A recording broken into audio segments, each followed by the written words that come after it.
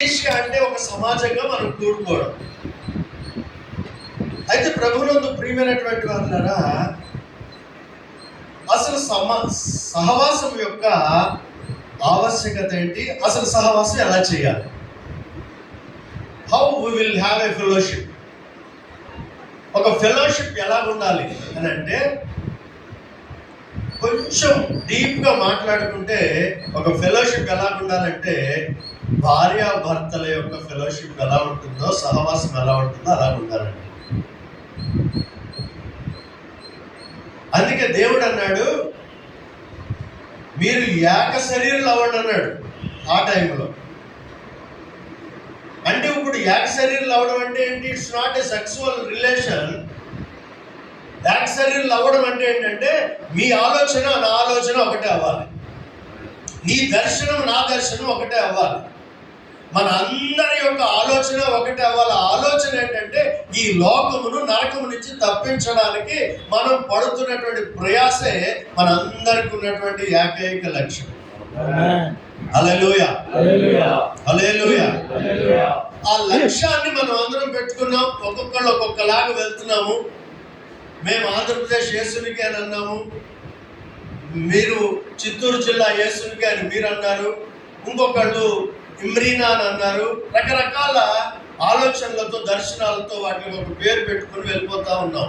కానీ ఇంటర్నల్గా ఉన్నటువంటి ఆలోచన ఒకటి, అదేంటంటే మనం అందరము ఒక రోజున సహవాసంలో బలముగా ఉండాలి.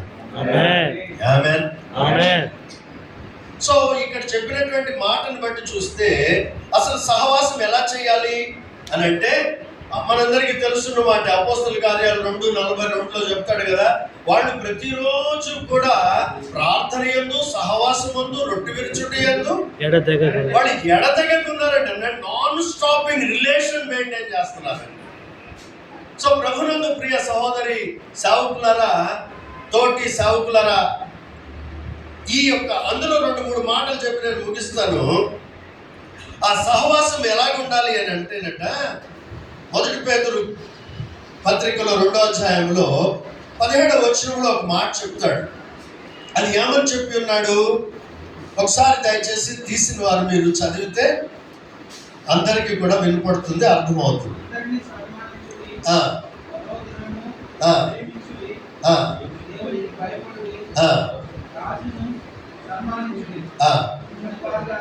సహవాసము అని అంటే ప్రభునందు ప్రియ సహోదరి సహోదరులారా, అది ఎలాగుండాలని అంటే అందరితోనూ స్నేహంగా ఉండాలంట. రెండవదిగా చూస్తే అందరితో స్నేహంగా ఉండాలి, కానీ దేవుని ప్రజలతోటే కలిసి ఉండాలంట. మనం ఈ రోజున సేవకులుగా ఉన్నటువంటి అనేక మంది ఎలాగుంటున్నారంటే, దేవునితో సంబంధం పెట్టుకుంటున్నారు, కానీ బయటికి వెళ్ళేటప్పటికి రకరకాల పొలిటికల్ మైండ్ తోటి, రాజకీయ ఆలోచనలతోటి వీళ్ళందరూ ఒక గుంపు అండి, వీళ్ళందరూ ఆ కులం అంటండి, వీళ్ళందరూ ఈ తెగ అంటండి అని చెప్పి మనలో మనమే గ్రూప్స్గా విడిపోతున్నాము. అందుకోసమనే సాతాను చాలా ఈజీగా వాడు వర్క్ చేసేస్తున్నాడు. నేను ఈ మధ్య ఈ యొక్క ఉదయకాలంలో ఒక చిన్న థాట్ మీ మధ్యలో ఉంచాలనుకుంటున్నాను. అదేంటంటే, మనము ఏమైనా, ఎవరమైనా, ఎలాంటి వాళ్ళమైనా మనము సహవాసాన్ని కలిగి ఉండాలి. ఎవరితో సహవాసం చేయాలి? మన ఫ్రెండ్స్ ఎవరై ఉండాలంటే, మన ఫ్రెండ్ ఫలానా అంత్యోక సంఘము యొక్క సేవకుడు నీకు ఫ్రెండ్ అయి ఉండాలి. ఎక్కడో వేరే దేశంలో లేదా వేరే రాష్ట్రంలో, వేరే గ్రామంలో ఉన్నటువంటి సేవకుడితో నువ్వు స్నేహం కలిగినటువంటి మైండ్ మనం కలిగి ఉండాలి.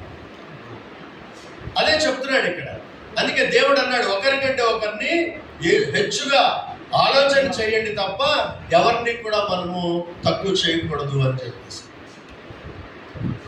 ప్రియమైనటువంటి వారులారా, అందు గురించి సహవాసము అంటే ఒక దర్శనము నెరవేర్చబడాలి అని అంటే సహవాసం చాలా ప్రాముఖ్యమైనటువంటి మరి ఆ ఎలిమెంట్ అది. అందులో ఈ సహవాసంలో మనం చాలా స్ట్రాంగ్గా ఉండాలి. అందుకొరకు బైబిల్ చెప్పినటువంటి మాట ఏంటంటే, మనము అందరము ఒకే ఆలోచనతో వెళ్ళాలి. Different families, different cultures, different denominations ఉన్నాయి మనకి. ఓకే, అవన్నీ పక్కన పెట్టేసేయండి. కానీ మన అందరి గురి ఒకటే, ఈ లోకాన్ని ఒక రోజున యేసు ప్రభు చేతికి అప్పచెప్పాలి. హల్లెలూయా, హల్లెలూయా. అందుకే మా బ్యానర్, మా టైటిల్ పేరే పెట్టుకున్నాం మేము, ఆంధ్రప్రదేశ్ యేసునికే. ఇంకా ఎవడేం మాట్లాడినా అనవసరం, ఆంధ్రప్రదేశ్ యేసునికే. పొద్దున్నే ఫోన్లు పెడతారు కదా, లేవగానే మనం చేయవలసింది ఏంటంటే, ఇద్దరు పాస్టర్ గారులు కలిస్తే మూడో వ్యక్తి గురించే మనం మాట్లాడుకుంటాం. కానీ మనం ఎట్టి పరిస్థితుల్లో అలా మాట్లాడడానికి వీల్లేదు.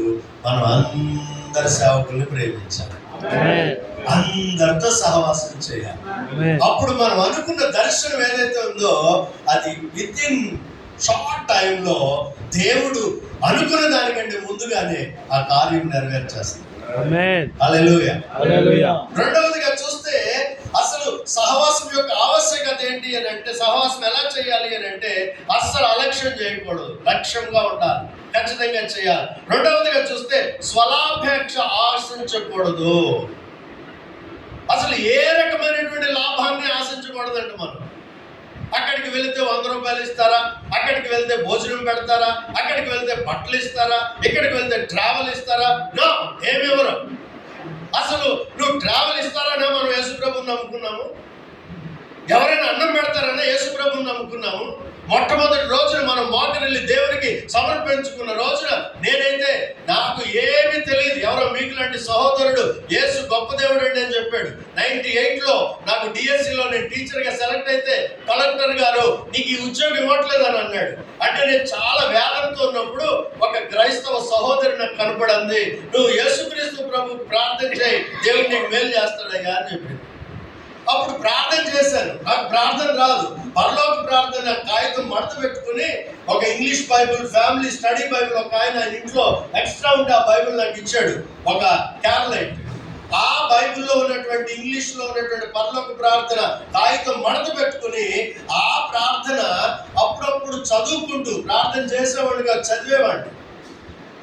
ప్రార్థన చేసుకుని చదువుకుని మళ్ళీ బైబుల్ మూసేసి పక్కన పెట్టేసి మామూలుగా తిరిగేవాడిని. ఆ టైంలో 98 DSCలో నాకు ఉద్యోగం రాకపోతే ఒక సహోదరి చాలా సీరియస్గా చెప్పింది, దేవుడు నీకు మేలు చేస్తాడు, యేసుప్రభు నీకు మేలు చేస్తాడు. ఎందుకంటే నేను అప్పటికే 4 సార్లు శబరిమలకి వెళ్ళాను, ఒకసారి ఎరిమేలి నుంచి పంప వరకు 40 కిలోమీటర్లు నడుచుకున్నాను, 70 కిలోమీటర్లు. ప్రభునందు ప్రియులారా, ఎందుకు ఇవన్నీ మీకు ఈ థాట్స్ చెప్తా ఉన్నానంటే, సహవాసం యొక్క ఇంపార్టెన్స్ ఏంటంటే, అప్పుడు నా దగ్గర ఉన్నటువంటి నా దగ్గర ఉన్నటువంటి హీరో హోండా SS బండి ఉంటే ఆ బండి అమ్మేసి ఇంట్లో అబద్ధం చెప్పి మా నాన్నగారికి నేను ఒక ట్రైనింగ్కి వెళ్తున్నాను, ఆ ట్రైనింగ్ అయిపోయిన తర్వాత మంచి ఉద్యోగం వస్తుంది అని చెప్పేసి అబద్ధం చెప్పి నేను ఆ డబ్బులు కొన్ని పట్టుకుని నేను బెంగళూరు బైబిల్ ట్రైనింగ్కి వెళ్ళిపోయాను. పిల్లల ట్రైనింగ్ నుంచి వచ్చినప్పుడు అక్కడ దేవుడు నాతో మాట్లాడాడు, when you filled with the Holy Ghost, నువ్వు ఎప్పుడైతే పరిశుద్ధాత్మ చేత నింపబడతావో నువ్వు శక్తిని పొందుకుంటావు. నీవు యోదయలోను, సమరయలోను, యెరూషలేములోను, ఈ భూదిగంతముల వరకు కూడా నువ్వు నాకు సాక్షిగా ఉంటావన్న మాటను బట్టి నేను యేసుక్రీస్తుని స్వరక్షకుడిగా పూర్తిగా అంగీకరించి, దేవా నీ సేవే చేస్తాను, నేను ఇంకే పని చేయను ఒప్పుకుని దేవుని సేవకు వచ్చాను. నేను సేవకి రాకముందు అటాచ్డ్ బాత్రూంలో ఉండేవాడిని, అలాంటి ఇంట్లో ఉండేవాడిని. సేవకి రాకముందు ఏనాడు కూడా నేను రేషన్ బియ్యం తినలేదు. సేవకు వచ్చిన తర్వాత ఫస్ట్ కానుక నాకు రోజుకు 600 ఖర్చు పెట్టేవాడిని. నాకు వచ్చిన మొట్టమొదటి కానుక ఎంతంటే 6 రూపాయలు. పావలాలు, ₹1 బియ్యంలో వేశారు కొంతమంది. మా ఆంధ్రప్రదేశ్లో అలా చేస్తారు, మా ఆంధ్ర సైడ్ ఆ బియ్యంలో కానుకేసి పెట్టారు అక్కడ. అవన్నీ తడిమి చూస్తే 6 రూపాయలు ఉన్నాయి, పావలాలు ₹1 కలిసి. అప్పుడు సాతాను అంటున్నాడు నాతోటి, ఒరే పిచ్చోడా, 600 ఖర్చు పెట్టేటువంటి దమ్మున్నాడు నువ్వేంట్రా ఈ బైబిల్ పట్టుకుని పాస్టర్ అయ్యి నువ్వేంట్రా చేయబోతున్నావు అని అంటే, అప్పుడు ఇర్మియా గ్రంథం నుంచి దేవుడు మాట్లాడి, నేను బాలుడు అనవద్దు, నిన్ను పెళ్ళగించడానికి, కట్టడానికి, నాటడానికి నేను నిన్ను పంపిస్తున్నాను రాబాయ్, డోంట్ వర్రీ అని చెప్పి దేవుడు చెప్పినప్పుడు వెంటనే ప్రభు దగ్గరికి వచ్చానండి, క్లియర్ గా సమర్పించుకున్నాను. హల్లెలూయా, హల్లెలూయా. అందుకోసం ఆనాటి నుంచి ఈనాటి వరకు ఎన్నో లక్షల రూపాయలు ఖర్చు పెట్టి దేవుని సేవలో తిరుగుతున్నాం.